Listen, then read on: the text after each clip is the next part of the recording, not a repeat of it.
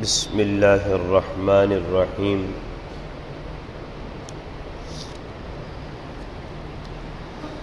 واللاتی تخافون نشوزہن فعظوہن واہجروہن فی المضاجع واضربوہن فإن أطعنكم فلا تبغوا عليهن سبيلا إن الله كان عليا كبيرا وإن خفتم شقاق بينهما فابعثوا حكما من أهله وحكما من أهلها إن يريدا إصلاحا يوفق الله بينهما إن الله كان عليما خبيرا صدق اللہ العظیم۔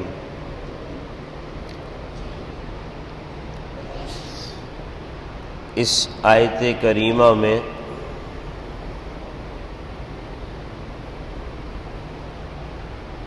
ان مردوں کے متعلق جو اپنی عورتوں سے نافرمانی کا خوف رکھتے ہیں یا ان کو اس بات کا اندیشہ ہے اور ڈر ہے کہ یہ نافرمانیاں کر رہی ہیں یا کریں گی اور نافرمانیوں پر اتر آئیں گی، تو اللہ عز و جل نے ان کو تربیت کرنے کے حوالے سے مردوں کو 3 طریقے بیان فرمائے ہیں، اور ہمارے معاشرے میں یہ تینوں طریقے بالائے طاق رکھ دیے جاتے ہیں۔ سب سے پہلا عمل جو مسلمان اختیار کرتا ہے وہ اپنے غصے کو نکالنے کا عمل ہے۔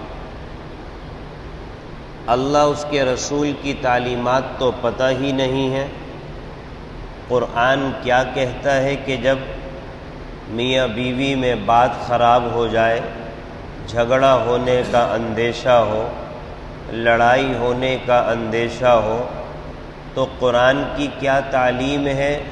عام طور پر مسلمان کو اس کا پتہ ہی نہیں ہے، اور سب سے پہلا عمل جو اس کا ہوتا ہے اپنے غصے کی بھڑاس نکالنا۔ سمجھتا ہے کہ یہی سب کچھ ہے، اور پھر جب یہ بھڑاس نکالنے پر آتا ہے تو شیطان بیچ میں ٹپک پڑتا ہے، اور پھر وہ ایسے کام سر انجام دلوا دیتا ہے کہ پھر آدمی پشیمان اور بس شرمندگی ہی کی زندگی گزارتا ہے، افسوس کی زندگی گزارتا ہے کہ کاش کہ میں یہ کام نہ کرتا، کاش کہ ایسا نہ ہوتا، ہائے میں یہ کیا کر گیا، اور غصے کی حالت میں یہ کر گیا، جس کو کہ کہا جاتا ہے کہ اپنی زندگی سے نکال دینا، طلاق دے دینا۔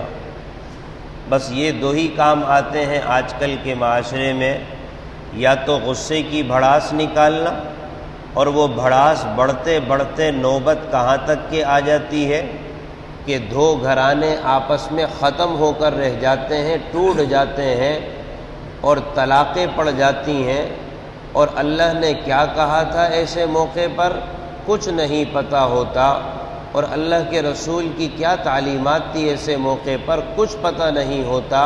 بس 2 ہی کام ہوتے ہیں، غصہ کرو اور غصے کے عالم میں بس عورت کو اپنی زندگی سے نکال دو، اور پھر جا کر جناب والا اپنی من چاہی زندگی گزارنے کے لیے جب کہ 3 طلاقیں دے دی ہیں تو کبھی کسی سے فتویٰ لے لیا، کبھی کسی سے فتویٰ لے لیا، بس عورت کو کسی طرح سے حلال کر کے رکھنے والی بات ہے۔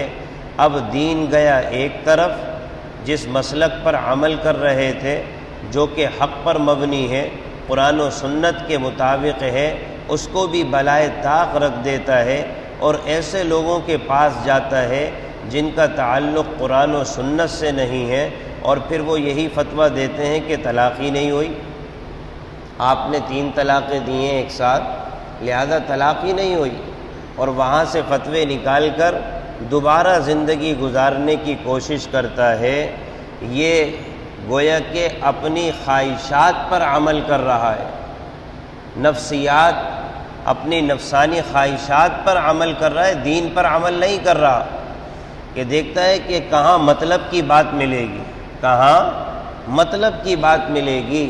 ساری زندگی کسی چیز کو حق سمجھتے رہے، اس پر عمل کرتے رہے، اسی کے مطابق زندگی گزارتے رہے، جہاں مراد پوری نہیں ہو رہی تو وہاں جناب والا چھوڑا معاملہ، اور جہاں مراد پوری ہو رہی ہے تو جا کر اپنا سر ٹیک دیا، اپنی پیشانی ٹیک دی، تاکہ اپنا مطلب حاصل ہو جائے۔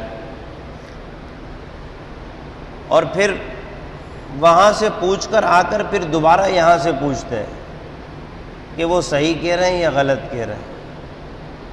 سمجھ تو رہے ہوں گے آپ کہ وہ صحیح کہہ رہے ہیں یا غلط کہہ رہے ہیں، یعنی اندر کا جو مفتی ہے نا وہ ملامت کر رہا ہوتا ہے، کام غلط کیا ہے بیٹا، کام غلط کیا ہے۔ یہ اپنے مطلب پر لانے کے لیے، اپنی خواہشات کو پورا کرنے کے لیے ادھر ادھر ہاتھ پیر مارے، جیسے کہ آدمی پھنس جاتا ہے نا غلط کام کر کے، اور پھر ادھر ادھر ہاتھ پیر مار کے نکلنے کی کوشش کرتا ہے، تو بعض لوگ اس طرح کے چور راستے اختیار کرتے ہیں اور پھر اندر سے گھٹتے بھی رہتے ہیں، پھٹتے بھی رہتے ہیں، اور پھر اپنا سر چھپا کر زندگی گزارتے ہیں۔ اس لیے کہ سارا معاشرہ ایک طرف ہوتا ہے جو قرآن و سنت کے مطابق زندگی کو جاننے والا، عمل کرنے والا ہوتا ہے، اور یہ تنہا کھڑا ہوتا ہے اور کہتا ہے میں نے تو فتویٰ لے لیا، وہاں سے جا کر وہ کہہ رہے ہیں کہ 3 طلاقیں اگر دی ہیں تو وہ نافذ نہیں ہوئی ہیں۔ بہرحال یہ الگ موضوع ہے۔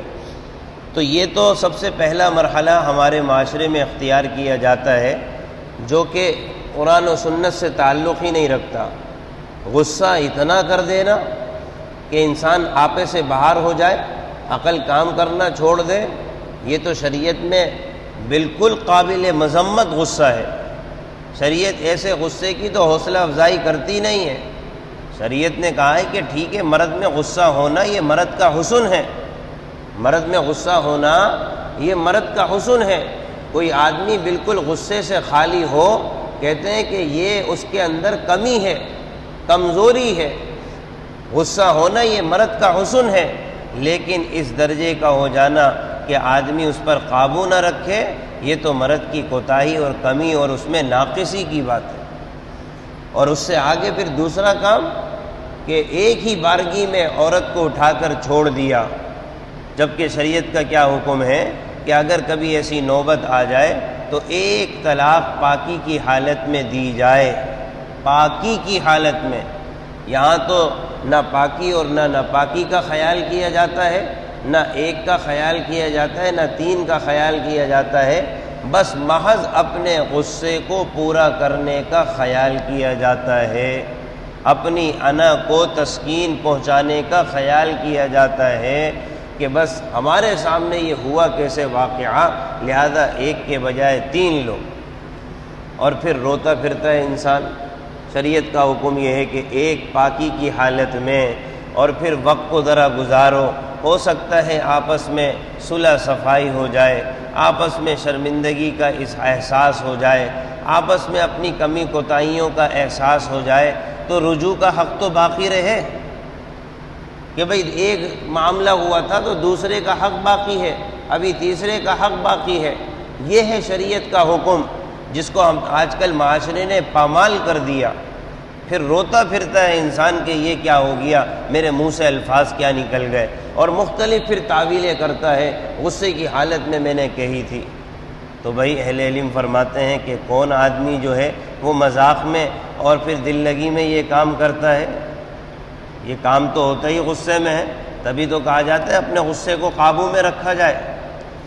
اور مرد تو سمجھتا ہے کہ یہ میرے پاس بہت بڑا ہتھیار ہے جو اللہ کی طرف سے آتا ہوا ہے، جب چاہوں استعمال کروں۔ ہتھیار ہے، ہتھیار، اور ہتھیار کے طور پر ہی استعمال کیا جاتا ہے۔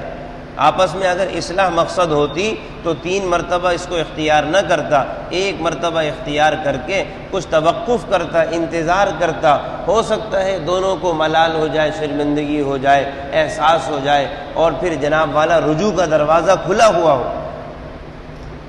تو اصل بات شریعت نے کیا کہی کہ وہ ذرا سن لی جائے کہ اللہ عز و جل فرما رہے ہیں کہ اگر تمہارے درمیان اس طرح کا معاملہ ہو، تمہیں اس بات کا خوف ہو کہ تمہاری عورتیں تمہارے ساتھ نافرمانیاں کریں گی، تمہاری حکم کی خلاف ورزی کریں گی، تو اب اللہ کیا کہتا ہے؟ سب سے پہلا کام کیا کرو؟ فَعِظُوهُنَّ، نرمی سے ان کو سمجھاؤ۔ یہ اللہ کا حکم ہے۔ اور ہمارا کام کیا ہوتا ہے بھائی؟ سب سے پہلے غصے کا اظہار کرو، اس لیے کہ دماغ میں یہ تصور بیٹھا ہوا ہے اگر ایک بار عورت کی زبان کھل گئی اور ہم نے ڈھیلا چھوڑ دیا تو ہمیشہ کے لیے جناب والا پچھتاوے کا معاملہ ہوگا۔ نہ معلوم یہ سبق کہاں سے حاصل ہو گیا، نہ معلوم یہ سبق کہاں سے حاصل ہو گیا۔ غصہ انسان کو آتا ہے، عورت ذات کو بھی آتا ہے، مرد کو بھی آتا ہے۔ غصہ عورت کر جائے تو یہ نہیں ہے کہ یہ مرد کی مردانگی کے خلاف ہے کہ وہ مرد کے سامنے عورت غصہ کیوں کرے، یا مرد کے سامنے عورت ناراضگی کا اظہار کرے، یہ مرد کی مردانگی کے خلاف نہیں ہے۔ اللہ نے جہاں مرد میں غصہ رکھا ہے وہاں عورت میں بھی غصہ رکھا ہے، وہ بھی غصے کا اظہار کر سکتی ہے۔ حضرت عائشہ رضی اللہ عنہا نبی اکرم صلی اللہ علیہ وسلم سے ناراض ہو جاتی تھی، ناراض ہو جاتی تھی۔ عورت بھی ناراضگی کا اظہار کر سکتی ہے، آپ صلی اللہ علیہ وسلم منا لیا کرتے تھے۔ یہ مطلب تھوڑی ہے کہ عورت مرد کے سامنے اگر ناراضگی کا اظہار کرے اور اپنی خفگی کا اظہار کرے یا غصے کا اظہار کر دے تو یہ مردانگی کے خلاف ہے۔ بھلا وہ مرد کیسا جس کے سامنے اس کی عورت غصہ ہو جائے؟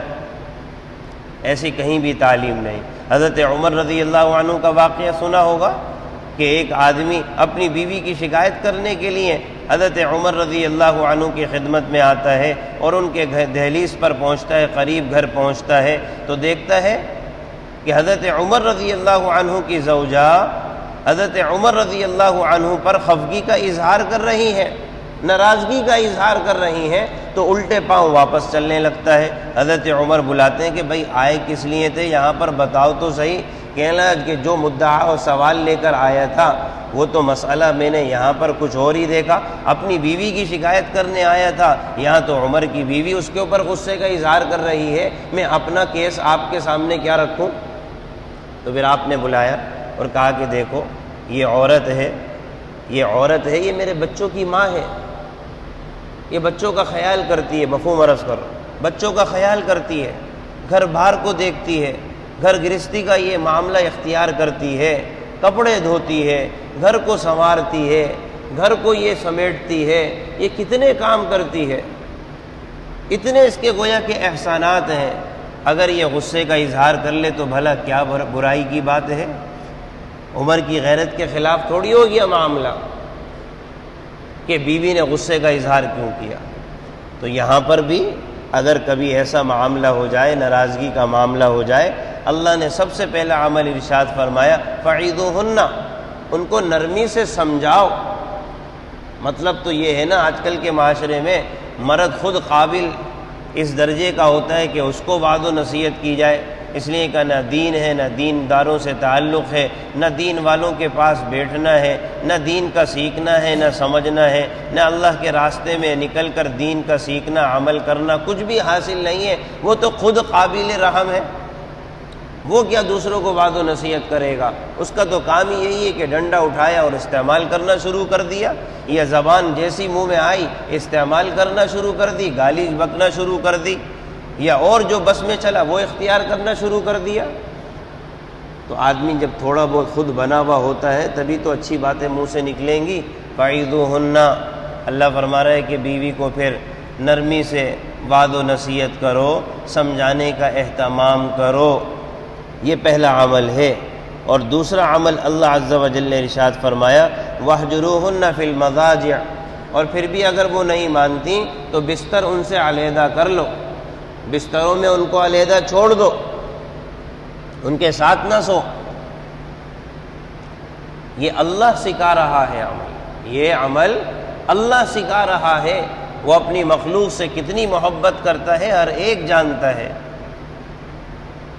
کتنے پہلے اعمال اللہ نے سکھائے، یہ کام کرو، دیکھو یہ کام کرو، گھر بنانے کی کوشش کرو، حتی الامکان گھر کو بناؤ، بگاڑو نہیں، توڑو نہیں، اللہ کے حکم کو سمجھو، اس پر عمل کرو، وعظ و نصیحت کرو، جو طریقہ اللہ نے بتایا اس کو اختیار کرو۔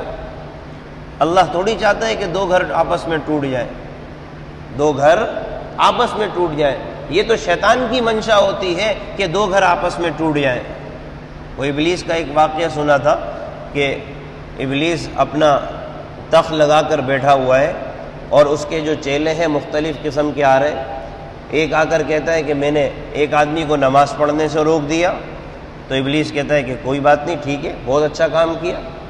دوسرا کہتا ہے کہ میں نے کوئی آدمی فلاں نیکی کا کام کر رہا تھا، میں نے اس نیکی کا کام کرنے سے روک دیا، تو اس کے اوپر بھی تھپکی لگاتا ہے، کہتا ہے بہت اچھا کام کیا۔ زیادہ ان کی پذیرائی نہیں کرتا، لیکن ایک آدمی آ کر کہتا ہے کہ میں نے دو میاں بیوی میں آپس میں جھگڑا کروا کر ان کے درمیان تفریق اور جدائی کروا دی، اور ایک دوسرے کے اوپر دونوں کو حرام کروا دیا، طلاق دلوا دی۔ اب ابلیس اس کو بہت ہی پذیرائی دیتا ہے، اپنے قریب بلاتا ہے، تخت پر بٹھا رہا ہے۔ اب دوسرے چیلے سوال کرتے ہیں کہ بھلا اس نے اتنا بڑا کام کیا کر دیا؟ ہم نے تو اس کو نماز سے روکا تھا، ہم نے تو اس کو حج سے روک دیا تھا، ہم نے تو اس کو فلاں نیکی سے روکا تھا، اس نے کیا کیا؟ دو میاں بیوی میں آپس میں جھگڑا کروا کے رشتہ ختم کروا دیا، اور اس کو اتنی پذیرائی مل رہی ہے۔ تو ابلیس کیا کہتا ہے؟ اس نے جو کام کیا ہے نا، اس کے کرنے کے بعد اب جب ان میں حلال راستہ ختم ہو گیا تو یہ دونوں حرام کی طرف جائیں گے، زنا کی طرف جائیں گے، اور جو قوم زنا میں مبتلا ہوتی ہے اللہ کا عذاب ان پر مسلط ہوتا ہے۔ اس نے بہت بڑا کام کیا، اس نے بہت بڑا کام کیا۔ تو خوشی تو ابلیس کو ہوتی ہے، اللہ تعالیٰ تو مسلمانوں میں آپس میں جوڑ چاہتا ہے، مسلمانوں میں میاں بیوی میں آپس میں جوڑ چاہتا ہے، تعلق چاہتا ہے، نبھاؤ چاہتا ہے۔ تبھی تو اللہ کا حکم دیکھیں کہ 3 باتیں ابتداءً فرما دی، فعیدوہن، وعظ و نصیحت کرنا، اگر پھر بھی بیوی نہ مانے واہجروہن فی المضاجع، بستر میں علیحدہ کر دینا اس کو۔ یہاں پر بھی اہل علم یہ بات ارشاد فرماتے ہیں، بستر سے علیحدہ کرنا مراد ہے یہ نہیں ہے کہ کمرے ہی سے باہر نکل گئے، یہ نقطہ بھی سمجھ لیا جائے۔ یہ نہیں کہ بیوی کو کمرے میں اکیلا چھوڑا اور دوسرے بیڈ روم میں جا کے سو رہے ہیں، بیٹھک روم میں جا کے سو رہے ہیں، نہیں، فی المضاجع، بستر الگ کر لو، مکان الگ نہ کرو، گھر باہر چھوڑ کے نہ چلے جاؤ کہ میں اپنی اماں کے جا رہا ہوں، تم یہاں پر اکیلی رہو، میری بات نہیں مانتی۔ اللہ نے یہ حکم نہیں فرمایا۔ فی المضاجع، بستر الگ کر لو، مکان الگ کرنے کی اجازت نہیں ہے۔ یہاں پر بھی ہمارے معاشرے میں عمل غلط ہوتا ہے، بیوی کو چھوڑا چھاڑا اور اپنی ماں کے یہاں چلے گئے، رات کہیں اور گزار رہے، غصے میں گھر میں بیوی کو الگ چھوڑ دیا۔ کیا ہے بھائی؟ ناراضگی کا اظہار کر رہا ہوں، خفگی کا اظہار کر رہا ہوں، میری بات نہیں مانتی۔ اللہ نے تو کہیں نہیں کہا کہ مکان چھوڑ کے کہیں اور رخصت ہو جاؤ یا کمرے ہی میں اس کے داخل نہ ہو، اپنی ماں کے ساتھ ہی سوتے رہو، ہمیشہ اپنے ابو کے ساتھ ہی سوتے رہو، بیوی کو تنہا اکیلے کال کوٹری میں چھوڑ دیا اور اس کو پوچھ ہی نہیں رہے۔ یہ حکم اللہ نے نہیں فرمایا۔ اللہ تعالیٰ زیادتی کا حکم نہیں دے سکتا، عورت ذات کے ساتھ اللہ زیادتی کا حکم نہیں دے سکتا کہ بھئی اس کو اکیلا نہ چھوڑو، تنہا نہ چھوڑو، بس اتنی بات ہے کہ فی المضاجع، بستر علیحدہ کر لو۔ اس کو احساس ہوگا میرا خاوند مجھ سے علیحدہ ہے، کیا بات ہے، میرے قریب نہیں ہے۔ اور پھر وہ اگر تعلیمات اگر مد نظر ہوں گی، اگر کبھی دین پر سیکھنے کی محنت اور کوشش کی ہوگی اور گھر میں اللہ اس کے رسول کی تعلیم کا اہتمام ہوگا، تو پھر بیوی کو یہ حدیث یاد ہوگی کہ اگر اس کا خاوند رات بھر غصے کی حالت میں اس سے علیحدہ ہو جائے اور اس کو بلائے وہ قریب نہ آئے، اور غصے کی حالت میں یہ معاملہ اگر گزر جائے رات بھر کا، تو فرشتے اس عورت پر لعنت بھیجتے ہیں۔ لیکن بیوی کو یہ حدیث تو معلوم ہی نہیں ہے، اس لیے کہ نہ کبھی گھر میں فضائل اعمال کی تعلیم ہوئی ہے، نہ قرآن کی تعلیم ہوئی ہے، نہ سنت کی تعلیم ہے، نہ احادیث طیبہ کی تعلیم ہے، نہ گھر میں سیکھنے سکھانے کا عمل ہے۔ کیا احادیث طیبہ، کیا ڈر اور خوف، اور پھر جھگڑے جو ہیں وہ 1 دن سے لے کر 10 دن 15 دن تک گزرتے رہتے ہیں، اور بیوی بھی سخت ہو جاتی ہے کہ ٹھیک ہے آپ سے جو ہو سکتا ہے کر لو۔ اگر اللہ اس کے رسول کا ڈر اور خوف ہوتا، قرآن اور سنت کی تعلیمات ہوتی، تھوڑی بہت وعظ و نصیحت کا عمل ہوتا، تو خوف ہوتا کہ اسی حالت میں اگر انتقال ہو جائے اور میں رب سے پھر کس حالت میں ملوں گی کہ میرے اوپر اللہ کی طرف سے ناراضگی ہوگی، غصے کا اظہار ہوگا، میرا خاوند مجھ سے ناراض ہوگا، اس حالت میں مر گئی تو میرا کیا بنے گا۔ یہ وعظ و نصیحت سکھانا، گھر والوں کو تعلیم دینا، یہ مرد کی ذمہ داری ہے۔ آج ہم نے دین کو اپنے گھر سے نکال دیا اور پھر دنیا کو جتنا داخل کیا، اتنے ہی پھر دین سے دور ہو کر، دنیا سے قریب ہو کر پریشانی کی زندگی گزار رہے ہیں۔ وجہ اس کی یہی ہے۔ تو دوسرا عمل اللہ نے فرمایا کہ یہ کام کرو کہ بستر میں علیحدگی اختیار کر لو، اور تیسرا عمل اختیار فرمایا، حکم فرمایا وَاضْرِبُوهُنَّ، وَاضْرِبُوهُنَّ، ان کو مارنے کی اجازت ہے، ان کو مارنے کی اجازت ہے۔ علماء نے فرمایا کہ یہاں پر جو 2 سزائیں پہلی بیان کی گئی ہیں وہ شریفانہ ہیں۔ پہلی 2 سزائیں جو بیان کی گئی ہیں وہ شریفانہ ہیں۔ فَعِظُوهُنَّ، وعظ و نصیحت کرو، وَاهْجُرُوهُنَّ، اور ان کے بستر میں ان سے علیحدہ ہو جاؤ۔ یہ 2 سزائیں شریفانہ ہیں۔ فرماتے ہیں کہ یہ سزائیں انبیاء علیہ السلام اور صلحاء سے قولاً بھی ثابت ہیں اور عملاً بھی ثابت ہیں۔ قولاً بھی ثابت ہیں، ان کی طرف سے اس کے متعلق ہدایت بھی ثابت ہے اور اس پر عمل کرنا بھی ثابت ہے۔ اور تیسری جو اللہ نے وعظ و نصیحت کے حوالے سے ترتیب بیان کی کہ ان کو مارنے کی اجازت ہے، فرماتے ہیں کہ یہ عمل کبھی بھی کسی نبی سے ثابت نہیں ہے۔ یہ عمل کبھی بھی کسی نبی سے ثابت نہیں ہے۔ سو اللہ کی طرف سے اجازت تو ہو گئی، ہر اجازت والی چیز قابل عمل ہونا بھی ضروری نہیں ہے۔ ہر اجازت والی چیز قابل عمل ہونا بھی ضروری نہیں ہے۔ ایک راستہ ہے، ایک سجاؤ ہے، لیکن اللہ کے نبی صلی اللہ علیہ وسلم نے بھی اسے پسند نہیں کیا، اور آپ صلی اللہ علیہ وسلم نے ارشاد فرمایا کہ تمہارے جو بہترین مرد ہوں گے وہ عورت کو ماریں گے نہیں۔ یہ روایت میں آپ صلی اللہ علیہ وسلم نے فرمایا تمہارے جو بہترین مرد ہوں گے وہ عورت پر ہاتھ نہیں اٹھائیں گے، اگرچہ اللہ نے اجازت مرحمت فرمائی۔ اور آپ صلی اللہ علیہ وسلم نے مرد کو غیرت دلاتے ہوئے یہ بات ارشاد فرمائی کہ دیکھو ذرا، صبح اپنی عورت کو مارتا ہے اور شام میں جا کر اپنی حاجت اس سے پوری کرتا ہے۔ یہ بھلا غیرت مند ہے؟ غیرت دلاتے ہوئے اللہ کے نبی صلی اللہ علیہ وسلم اتنی بڑی بات ارشاد فرما رہے، غیرت دلاتے ہوئے صبح اس پر ہاتھ اٹھاتے ہو اور شام میں جا کر اپنی حاجت پوری کرتے ہو۔ تو یہ عمل اگرچہ اجازت کے درجے میں ہے، لیکن آپ صلی اللہ علیہ وسلم نے نہ عمل کیا، نہ کسی نبی نے عمل کیا، اور نہ صلحاء کا یہ عمل ہے، نہ آپ صلی اللہ علیہ وسلم نے اس کی تعلیم دی، نہ عمل سے ثابت ہے آپ کے، نہ آپ کے قول سے یہ تعلیم ہے کہ یہ کام کرو، یہ کام کرو، اس کی اجازت نہیں۔ اللہ کا حکم آ گیا، آپ صلی اللہ علیہ وسلم نے ارشاد فرما دیا۔ اور یہاں پر مارنے کا مطلب یہ نہیں ہے کہ جناب والا منہ پر دے مار تھپڑ۔ آج کل مرد کا حال یہی ہوتا ہے، اللہ حفاظت فرمائے۔ جبکہ روایت میں آپ صلی اللہ علیہ وسلم سے ایک صحابی نے عرض کیا، یا رسول اللہ عورتوں کا ہمارے اوپر کیا حق ہے؟ آپ نے فرمایا جو تم کھاؤ ان کو کھلاؤ، جو تم پہنو ان کو پہناؤ، اور آپ نے فرمایا ان کے چہرے پر مت مارو، ان کے چہرے پر مت مارو۔ اور چہرہ اللہ نے اشرف الاعضاء بنایا ہے، تمام اعضاء میں جو شرف والا، عزت والا جو مقام ہے وہ انسان کا چہرہ ہے۔ اللہ کے آگے جھکتا ہے، اللہ کے آگے یہ اپنی پیشانی ٹیکتا ہے، اللہ کے آگے یہ اپنی ناک ٹیکتا ہے، اللہ کے آگے یہ اپنا چہرہ ٹیکتا ہے، اشرف الاعضاء ہے۔ تمام اعظم شرف والا مقام، عزت والا مقام، مرتبے والا مقام اللہ نے یہ چہرہ بنایا ہے۔ اللہ کے نبی صلی اللہ علیہ وسلم نے فرمایا کہ دیکھو چہرے پر مت مارو، اور وضاحت کے ساتھ ارشاد فرمایا کہ عورتوں کے چہرے پر مت مارو۔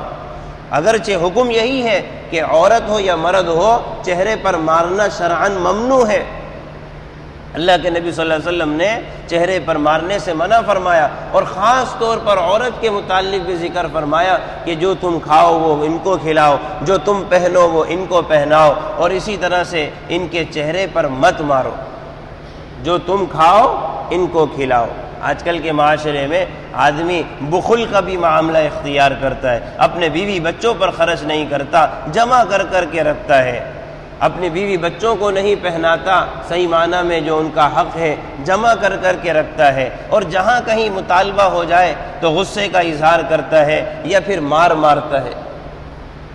ایسی مارنے کی تو اجازت بھی نہیں۔ علماء نے فرمایا کہ ایسی مار عورت کو مارنا کہ آپ کی مار سے اس کے جسم پر نشان آ جائے، یہ شریعت کے خلاف ہے، ناجائز ہے۔ اس کے کھال پہ، اس کے گوشت پر، اس کی ہڈی پر چوٹ آ جائے، فرمایا کہ یہ بھی ممنوع ہے کہ ہڈی ٹوٹنے لگ جائے یا گوشت پھٹنے لگ جائے، یا ایسی مار تھپڑ مارا کہ چہرہ پر یا جسم پر اللہ حفاظت فرمائے کہ اس کا مار کا نشان آ گیا، یہ بھی شریعت کے خلاف کام کیا ہے، گویا کہ عورت ذات کے ساتھ زیادتی کی ہے، ناجائز کیا ہے، ظلم کیا ہے۔ اللہ ظالموں کے ساتھ نہیں، پھر اللہ مظلوم کے ساتھ ہے۔ اور ہمارے معاشرے میں اللہ حفاظت فرمائے، ذرا سی بات پر جو عورت پر مرد کا ہاتھ اٹھتا ہے، الامان الحفیظ، الامان الحفیظ۔ عورت شکایت کرتی ہے کہ دن میں 2-4 بار مجھے میرا مرد مارتا ہے۔ کیا ہے یہ؟ میرے آگے بولتی کیوں ہے؟ یہ میرے آگے بولتی کیوں ہے؟ بس یہ ہے، یعنی گنگی بن کر رہے، یہ اس کے حلق میں زبان نہ ہو تو بھائی گنگی سے شادی کر لیتے، پھر کسی گنگی عورت سے شادی کر لیتے، یہ بولتی نہیں، اللہ نے زبان دی ہے تو بولے گی، غصے کا اظہار کرے گی، خفگی کا اظہار کرے گی۔ بات ساری ہے کہ مرد ہو کر اس میں صبر نہیں ہے، مرد ہو کر اس میں صبر نہیں ہے۔ ایک مرتبہ آدمی ہاتھ اٹھا لیتا ہے، اللہ حفاظت فرمائے کہ بس پھر یہ ہاتھ چھوڑ انسان بن جاتا ہے۔ ایک مرتبہ اس بیماری میں مبتلا ہو جائے تو عام طور پر پھر یہ مرد ہاتھ چھوڑ انسان بن جاتا ہے۔ اللہ کے نبی صلی اللہ علیہ وسلم سے ایک عورت نے آ کر سوال کیا، یا رسول اللہ فلاں آدمی نے میرے پاس پیغام نکاح بھیجا ہے، آپ نے فرمایا اس کا عصا تو نیچے ہوتا ہی نہیں ہے، اس کا عصا تو نیچے ہوتا ہی نہیں ہے، آپ نے اشارہ فرمایا، مارنے والا مرد ہے، پسند نہیں فرمایا، جو اس کے اندر کمی تھی اس کا اظہار فرمایا، اس کا عصا نیچے نہیں ہوتا، عورت پر ہاتھ اٹھاتا ہے۔ اور اللہ کے نبی نے کیا فرمایا؟ تمہارے جو بہترین مرد ہوں گے وہ عورت کو ماریں گے نہیں۔ ہم اپنے بڑوں کی اتباع کرنے والے ہیں، سوال یہ ہے کہ کیا نبیوں نے مارا، صلحاء نے مارا، صالحین نے مارا؟ کیا نبیوں نے مارنے کی ترغیب دی؟ اپنی بیویوں کو مارو، کسی نبی کا حکم ہے؟ نبی کا حکم تو یہی ہے کہ نہ مارو۔ علماء فرماتے ہیں کہ 2 لوگوں کی آہوں سے بچنے کا اہتمام کرو، ایک یتیم کی آہ سے بچنے کا اہتمام کرو، دوسرے عورت کی آہ سے بچنے کا اہتمام کرو۔ عورت ظاہراً روتی رواتی تو نظر آتی ہے، لیکن اس کا رونا کبھی مرد کے اوپر بڑا بھاری پڑ جاتا ہے، مرد پر بڑا بھاری پڑ جاتا ہے۔ اسی وجہ سے عقل مندوں نے کہا کہ عورت کی آہ سے بچو۔ اللہ کے نبی صلی اللہ علیہ وسلم جب دنیا سے آخری خطبہ ارشاد فرما رہے تھے تو کیا فرمایا کہ یاد رکھو ان عورتوں کے بارے میں اللہ سے ڈرتے رہنا، یہ تمہاری ماتحت ہیں، یہ اپنے لیے کچھ نہیں کر سکتی۔ آخری خطبے میں عورتوں کا خاص طور پر ذکر فرمایا، دیکھو ان کا خیال کرنا، ان کے ساتھ زیادتی نہ کرنا، یہ تمہاری ماتحت ہیں، یہ اپنے لیے کچھ نہیں کر سکتی۔ عورت کیا بگاڑ سکتی ہے مرد کا؟ کیا بگاڑ سکتی ہے؟ بس اس کی زبان ہی تو چلتی ہے۔ آدمی صبر کر لے، آدمی صبر کر لے، جہاں دو غصہ ہو رہے ہو ایک غائب ہو جائے، وعظ و نصیحت اختیار کرے، اور جو جائز طریقے اختیار کرے، بڑوں کو بٹھا کر سمجھانے کا طریقہ اختیار کرے۔ یہ تھوڑی ہے کہ مصلی پہ بیٹھے ہوئے اگر اس نے زبان چلائی، 2 رکعت نماز پڑھ کے ابھی فارغ کیا ہوئی تھی اور وہیں پر مارنا شروع کر دیا، کہ عورت کہتی ہے کہ میرے مرد نے مجھے اتنا مارا کہ جس مصلی پہ بیٹھ کے اللہ کی عبادت کر رہی تھی اسی مصلی پر میرے سے نجاست ہو گئی۔ یہ حال ہوتا ہے مرد کا، اس قدر زیادتی، ناروا سلوک۔ اللہ کو یہ پسند ہوگا؟ اللہ کو یہ پسند ہوگا؟ کل کو خود کی بیٹیاں بھی تو رخصت ہو سکتی ہیں، کل کو خود کو بھی تو بیٹی والا ہو سکتا ہے، اور اسی کی بیٹی کے ساتھ اس کا داماد یہ زیادتیاں کرے جو یہ آج کسی کی بیٹی کے ساتھ کر رہا ہے۔ ذرا اس سے سوال کیا جائے، تمہاری بیٹی کے ساتھ یہ اگر ناروا سلوک کیا جائے، ہمیشہ مار، ہمیشہ مار، بعض مردوں کا ہاتھ ہمیشہ کے لیے اڑ جاتا ہے، اور اللہ حفاظت فرمائے، ہاتھ پر بس نہیں ہوتا، پائپ سے مار رہے ہیں، لکڑی سے مار رہے ہیں، ڈنڈوں سے مار رہے ہیں، جیسے جانوروں کو مارا جاتا ہے۔ یہ سچی مثالیں ہیں، ہمارے معاشرے کی مثالیں ہیں۔ عورتوں کی طرف سے یہ شکایتیں ہیں کہ مرد اتنے ظالم ہو گئے۔ بس کیا ہے؟ یہ میرے آگے بولتی کیوں ہے؟ سب سے بڑا نقطہ کیا؟ یہ میرے آگے بولتی کیوں ہے؟ اس کا جواب کہاں؟ قرآن و حدیث میں یہ ہے کہ اگر یہ تمہارے آگے بولتی ہے تو تم اس کے اوپر تھپڑوں کی بارش کر دو، تماچوں کی بارش کر دو، اس کے اوپر ڈنڈے ختم کر دو، پائپوں سے، اس لوہے سے اٹھا کر اس کو مارنا شروع کر دو۔ کہاں پر یہ جواب اس کا ہے؟ یہ تو مرد کی کمزوری ہے کہ اپنے غصے پہ برداشت نہیں ہے۔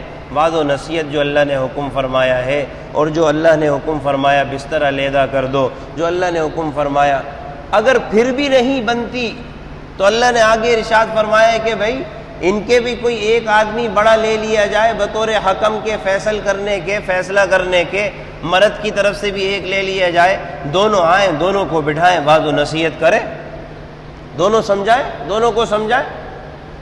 پھر بھی اگر بات نہیں بنتی تو دونوں اپنے اختیارات کسی تیسرے کو دے دیں کہ بھئی آپ جو بہتر فیصلہ سمجھتے ہو ہمارے درمیان کر لو۔ وَإِنْ خِفْتُمْ شِقَاقَ بَيْنِهِمَا فَابْعَثُوا حَكَمًا مِّنْ أَهْلِهِ وَحَكَمًا مِّنْ أَهْلِهَا۔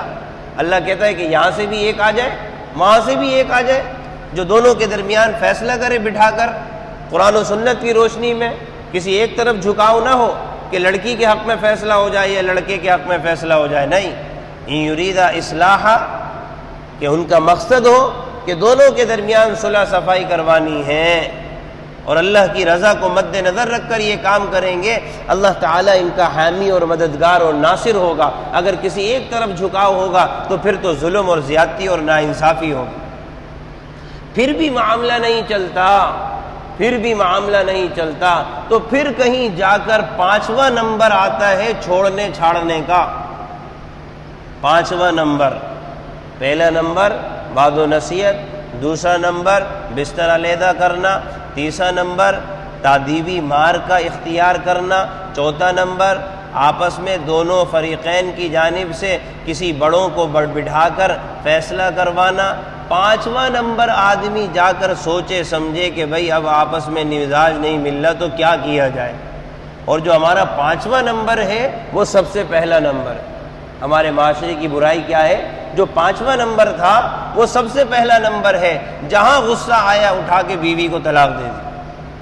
اللہ حفاظت فرمائے۔ تو میرا عزیزو، یہ دین کی تعلیمات ہیں، آدمی اس کو مد نظر رکھ کر زندگی گزارے گا تو زندگی آسان ہوگی۔ اللہ عمل کی توفیق نصیب فرمائے۔ الحمد